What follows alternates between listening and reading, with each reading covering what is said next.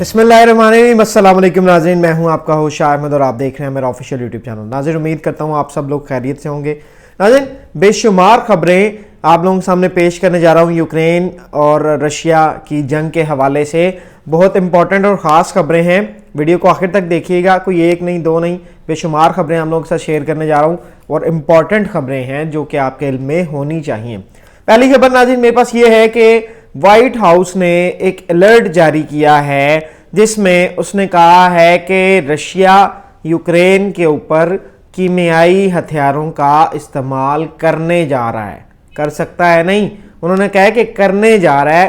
उन्होंने कहा कि हमारे पास मुकम्मल मालूमात हैं इस हवाले से कि रशिया अब यूक्रेन के ऊपर कीमियाई हथियारों का इस्तेमाल करेगा। नाज़रीन, मैं आपको बता चलूँ कि कीमियाई हथियार बैन है पूरी दुनिया के अंदर, लेकिन इनका इस्तेमाल जो बड़े चौधरी हैं वो कर लेते हैं। ठीक है, जो बड़े बदमाश अगर मैं उनको कहूँ तो वो कर लेते हैं। बड़ी बड़ी कंट्रीज़ जो हैं जो ख़ुद को सुपर पावर्स कहती हैं, ये हथियार इतने ख़तरनाक हैं कि ये इंसानी जिस्म को तहलील कर देते हैं। इस तरह के ये हथियार हैं और अमेरिका ने खदशा जाहिर किया है कि रूस यूक्रेन पर अब कीमियाई हथियारों से हमला करने जा रहा है। अब बढ़ते हैं अगली खबर की जानिब। नाज़रीन, मारियोपोल एक शहर है यूक्रेन का, वहां पर एयर स्ट्राइक की है, खतरनाक किस्म की एयर स्ट्राइक की है रशिया ने एक हॉस्पिटल के ऊपर। हॉस्पिटल एक आम बात है, मतलब जंग हो रही हो तो हॉस्पिटल्स पे खैर हमले नहीं किए जाते, लेकिन हॉस्पिटल पे हमला होना कोई बड़ी बात नहीं। बड़ी बात यहाँ पर इस खबर में यह है कि रशिया ने चिल्ड्रंस हॉस्पिटल के ऊपर यह अटैक किया है, यानी कि बच्चों के अस्पताल पे यह हमला किया है, जो कि अस्पताल के हुकाम हैं उन्होंने इस बारे में बताया है कि 17 के करीब बच्चे शदीद ज़ख्मी हैं और उनकी जानों के ज़िया का भी खदशा है और 40 से 50 जो बच्चे हैं वो मलबे तले दबे हुए हैं। नाज़रीन, ये बड़ी दिल दहला देने वाली बात है। मतलब जब बच्चों की बात आती है ना तो मेरे जहन में अपना वो APS वाला इंसिडेंट आ जाता है। तो बच्चों को इस चीज़ से दूर रखा जाए। बहरहाल ये वही एरिया है जहां 12 घंटे तक रूस ने जंग बंदी की थी और कहा था कि यहाँ के लोगों को एग्जिट चाहिए तो वो यहाँ से सेफ एग्जिट चाहिए तो यहाँ से जा सकते हैं। UN ने भी इस अटैक की मजम्मत की है सख्त तरीन अल्फाज में। उन्होंने कहा है कि ये बड़ा ख़तरनाक अमल है जो रशिया की जन्म से किया जा रहा है और बच्चों को इस चीज़ से दूर रखा जाए। कैसे दूर रखा जा सकता है? जब एक मुल्क में एक जंग छिड़ी हुई है तो वहाँ पर क्या छोटे क्या बड़े और क्या बूढ़े सब पे ही हमला हो रहा है, चाहे वो फौजी हो या सिविलियंस हो। अगली खबर की जानिब बढ़ते हैं नाज़रीन। यूक्रेन के शुमाल मशरकी शहर सोमी में एक बड़ा हमला किया है रशिया ने अब से कुछ देर पहले और 7,000 के करीब जो लोग हैं उनको नकल मकानी करना पड़ी है इस शहर से। अब आते हैं एक और ख़बर की जानिब। बरतानिया का ऐलान एक बरतानिया ने किया है, उनके वज़ीर दिफा बेन वालिस ने। उन्होंने कहा है कि हम मज़ीद ख़तरनाक हथियार अब यूक्रेन के हवाले करने जा रहे हैं ताकि वो रशिया को पूरी बराबरी के हिसाब से टक्कर दे सके।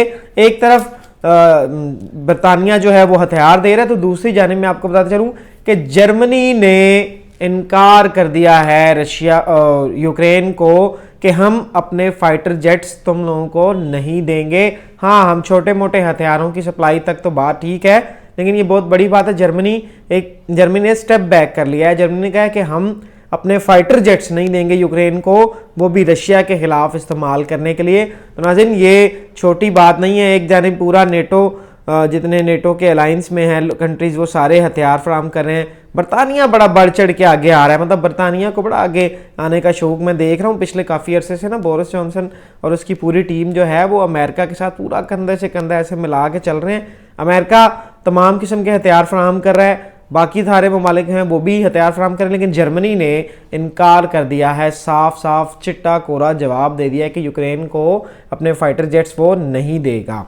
अब आगे बढ़ते हैं। चेरनोबिल पावर प्लांट पर रूस का जो कब्जा हुआ था, अब रूस ने क्या किया, वहां से सारे इलाके की बिजली को काट दिया और ये खदशा जाहिर किया जा रहा है कि यहाँ पर पहले ही जंग की वजह से हालात ख़राब हैं और चोरियां बढ़ेंगी, यानी कि बिल्कुल लॉ एंड ऑर्डर ख़त्म हो चुका है। बिजली बंद कर दी है और मुकम्मल तौर पर रूस ने इस पावर प्लांट के ऊपर भी कब्जा कर लिया है। यूक्रेन जो है वो दरख्वास्त कर रहा है कि बिजली एटलीस्ट बहाल कर दी जाए ताकि जो लोग हैं उनको नकल मकानी में मुश्किलात का सामना ना हो। और पोलैंड के बॉर्डर की खबर मैं आपके साथ शेयर करता चलूँ। 1,17,024 लोगों ने गुज़िश्ता रात यूक्रेन का बॉर्डर क्रॉस किया। ये बॉर्डर फोर्स के एक अहलकार ने ट्वीट की, BBC और अल जज़ीरा ने भी इसको जो है पब्लिश किया इस न्यूज़ को। 1,17,000 लोगों ने सिर्फ एक रात में नाज़रीन, जो कि जंग से डर के खौफ के मारे बेचारे यूक्रेन छोड़कर जा रहे हैं। अब चलते हैं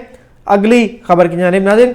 रूस के ऊपर, उसके रूसी तेल के ऊपर पाबंदी लगाने का बड़ा ऐलान किया, यानी कि मुकम्मल पाबंदी। पहले तो सिर्फ धमकियां दी गई थी ना अमेरिका और UK की जानिब से कि रूसी तेल अब ना ख़रीदा जाएगा, ना बेचा जाएगा और ना ही इसको रूस से बाहर कोई कंट्री ख़रीदेगा। तो नाज़रीन ये बड़ी ख़तरे की बात है। ये वजह है कि रीजन में ऑयल प्राइसेस जो है एक दफ़ा से फिर बढ़ना शुरू होगी। लेकिन दूसरी जानिब सऊदीया ने कहा है कि परेशानी वाली बात नहीं है, हम ज़्यादा तेल प्रोड्यूस करेंगे और कीमतों को नीचे लाने की कोशिश करेंगे। अब आते हैं एक और इम्पोर्टेंट खबर की जानिब।